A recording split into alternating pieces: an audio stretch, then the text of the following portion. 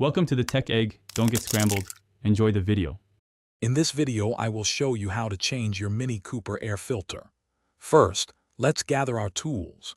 You'll need a Torx T25 bit, a flathead screwdriver, and of course, a brand new air filter designed for your Mini Cooper.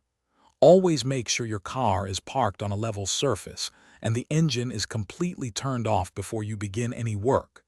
This ensures your safety and a smooth process. Now let's get to the air filter housing. It's usually located on the passenger side of your engine bay. You'll see a black plastic box. Using your Torx T25 bit, carefully remove the 5 or 6 screws holding the lid in place. Sometimes there are also a few hoses or clips attached. Gently disconnect these to give yourself more room to work. Take your time with this step. With the lid open, you can now easily access the old air filter. Simply lift it out of its compartment. Take a moment to notice how the old filter was oriented.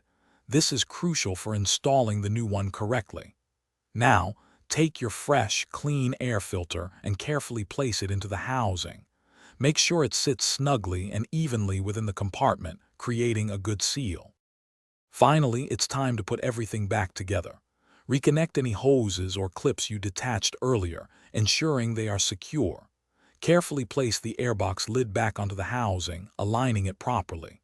Then, use your Torx T25 bit to tighten all 5 or 6 screws firmly, but don't over-tighten them.